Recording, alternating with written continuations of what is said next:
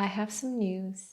I recently got engaged. Look at this beauty of a ring. We got engaged at the end of May in Malibu, California. And I'm honestly on cloud 9. I still cannot fully process it, and I'm looking at my hand all the time. I can't stop staring at it. It has magnetized my gaze, I just can't believe it happened, And I honestly couldn't be more excited to spend my life with King. I love him so much, and I'm truly thrilled for everything that's coming for us. King and I dated for 2.5 years before we got engaged. And I want to tell you the story of our love and our engagement. And also in this video, I want to talk about how do you know whether you have found the right person, the person you want to spend the rest of your life with. Hey guys, my name is Paulina. If this is your first time on my channel.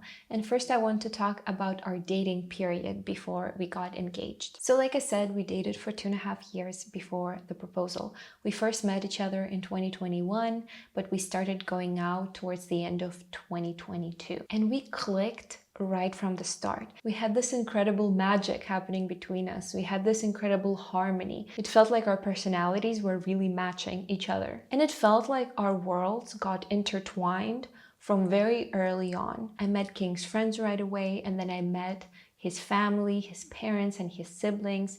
He also met my family when they came to New York City for my graduation from Columbia. So it became a whirlwind of all of these significant events, and we started integrating each other into our lives. Compared to all of my previous relationships, this one felt so incredibly easy. I'm not saying that there were no fights or no misunderstandings, but there was just way fewer of those. We started traveling a lot together, and then I ended up visiting King's family's home in Florida. And then we spent holidays together as well. The following year, my parents flew all the way to Florida to meet King's family, and it was very, very special. So right from the start, I felt like our story was unfolding in a very special way, and I always felt like this was something serious. I felt like we were creating a beautiful story for ourselves, and we were building our future together. One thing we didn't do while we were dating is moving in together. We maintained separate apartments all throughout our dating phase, and we both decided that it was for the best. But I will get to why we decided to have it this way later in the video. Like I said, when we started dating, I always took it very seriously. And when we met each other, he was 30 and I was 26. So I always thought that this could potentially lead to us building a family. And one of the big things about our relationship is that we come from different cultural backgrounds. Like I come from Russia and King is American. So there's definitely this dichotomy between more liberal culture and more traditional culture. Of course, I have assimilated a lot into the American culture. And likewise, King had experiences of like living in Europe, and also he comes from a more traditional family background as well. But this was a topic of discussion nonetheless, because I think sometimes when people from different cultures create families, there can be various issues, arising down the line, which stem from their different expectations of what marriage should look like. Like we might view gender roles in a relationship slightly differently, but because we've been dating for so long, I feel like we are very aware of these differences, and I think awareness is half of the solution, because then we will know how to bridge the gap in understanding if something like this comes up later on. So let's get to the engagement part. Back in February, me and King had a lot of conversations about our future, because at that point we had been dating for 2 years.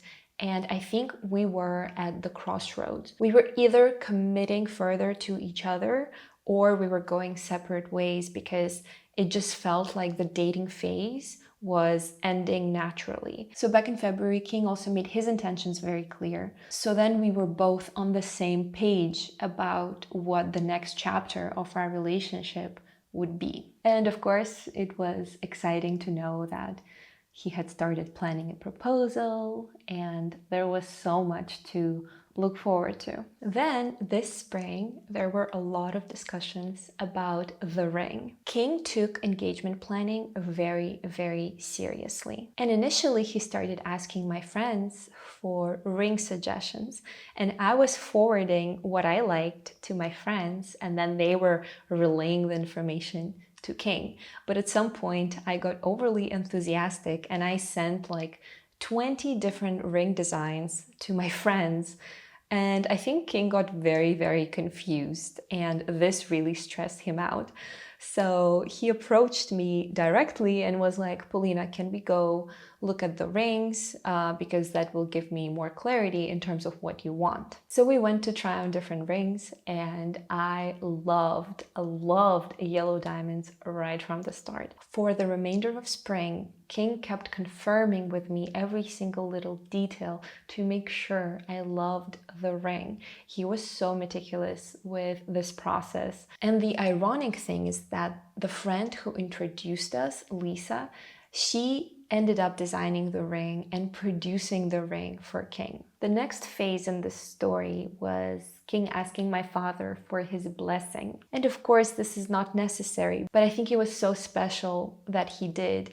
And it definitely improved the bond that King has with my dad. 2 weeks before the proposal happened, King flew to Los Angeles to meet up with me and my family, and he invited my father to go hiking to the wisdom tree one morning. So the two of them left, and I just stayed back at the hotel. And I felt like I was nervous because I was like, oh my God, how's this gonna go? What are they gonna talk about? Like, what will my dad say? Like, I knew that my parents really, really love King, but it was still stressful for me for some reason. But then once they returned, both of them seemed so happy. My father gave his blessing, and I think it was a very special, sentimental moment for the both of them. I know I haven't gotten to the proposal part yet, but I just feel like all of these details shape the story so much because it just goes to show how much effort and how much love King put into this entire process. And I just appreciate it so much. So by the time mid-May came around, King had asked me to come to Los Angeles with him again for Memorial Day weekend.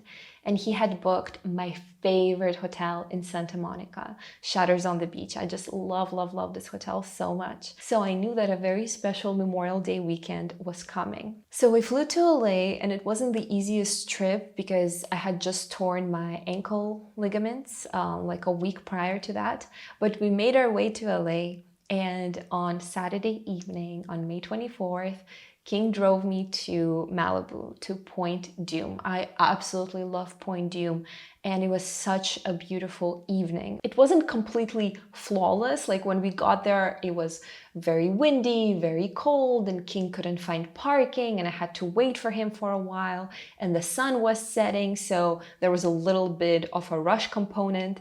But in this moment, I just realized that none of the life's moments are truly, perfect in a way that there are no hiccups whatsoever. But I think the meaningful moments become perfect anyways. Imperfect life is still perfect, and I'm going to cherish this moment for the rest of my life. So we made our way to the top of Point Dume.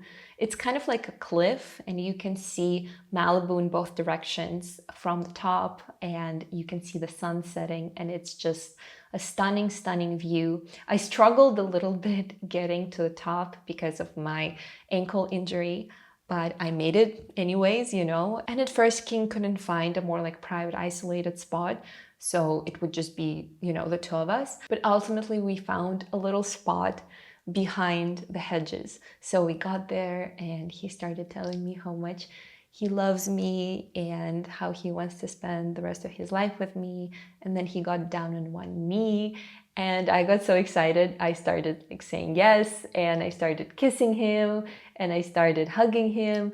And then he was like, you haven't even seen the ring. And I realized I forgot to look at the ring that he was holding, And then once I looked at the ring, I realized how much effort he put into making sure that it was exactly what I wanted. And Yeah, it was just a very special moment.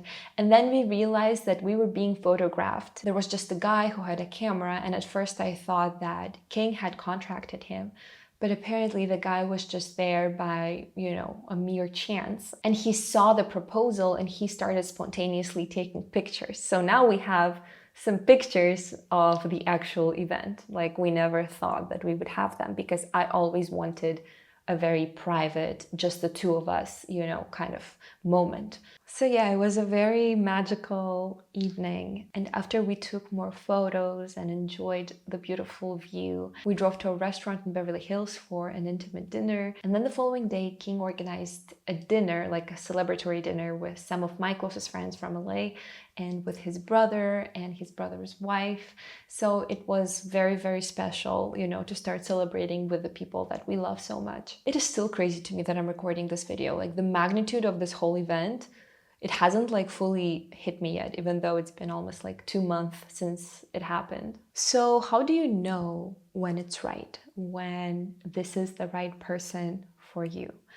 I think the biggest sign is that you have harmony that's prevailing in your relationship. I remember reading research by Dr. Gottman about the ratio of positive interactions to negative interactions. And I think the bare minimal ratio that you should have in order to have a lasting relationship is 5 positive interactions for every negative interaction. But ideally, the positive number should be even higher. So for me, when I was reflecting on my relationship with King, yes, we do fight sometimes. Sometimes we have misunderstandings, but those are just so few compared to numerous positive interactions we have on a daily basis. I feel like when I talk to King, it feels like I'm talking to my best friend. Like, I can share everything with him. I can be completely vulnerable. I can be falling apart in front of him, and he will still love me and support me. So to me, the fact that we have been together for 2.5 years and the majority of this time was just a very stable, happy relationship, day in and day out. To me, that was the biggest telling factor by far in terms of how our future together could look like. And I think because we dated for 2.5 years, it gave me enough time to see King in various situations and see how he's reacting, how he's responding, how much energy he has, what kind of relationships he has with other people, including his family and his friends. And I'm sure King saw the same with me and my world. So I think this was a very good amount of time, to truly feel like your partner is your best friend and to feel ready to move into the next chapter of our lives. So before I wrap up this video, I just want to touch on what's happening next for me and King. We moved in together in June, so it's very, very new, and we're moving to our new apartment in August, so it's happening very soon. And I think it's a very important step in our relationship because we very mindfully chose not to live together before our engagement. And it was a preference for both of us, but for maybe different reasons. I personally felt like I didn't want to move in together because moving in together in New York means signing a lease together, right? And a lease is a binding agreement for 12 months and both of your names go on the lease. So it's a contract. And I just didn't feel comfortable signing this contract and being tied together with a person with whom we haven't committed to each other yet. I also always thought that there is no turning back in relationships. Like, once you move in together, you cannot go back to just the dating phase. Once you get engaged, you're not going to go back to the dating phase. Once you get married, you're not going to go back to the engagement. Once you have children, you cannot go back to not having children. So I just wanted to enjoy every single step in our story. I just wanted to embrace it fully and not rush ahead. I know that the opinion I have is an unpopular opinion because most couples do live together before they get engaged or get married, but I'm very happy that King and I were on the same page regarding this topic. We will also start planning our wedding soon. We are envisioning having 2 ceremonies, one in the US at an Orthodox church and another one in Europe, like a bigger celebration with all of our friends. And the last thing I want to say is that it seems like I'm staying in New York City. I've been living there for 4 years at this point. And because King's career is so attached to New York, it seems like we will be staying there indefinitely. You know, like, of course, we might move somewhere in the future, but for the foreseeable future, we are staying in New York. If you're new to my channel, I encourage you to watch some of my videos about moving to New York City or going to Columbia University. I hope you enjoyed this little update video, and I will see you in my next video. Bye, guys.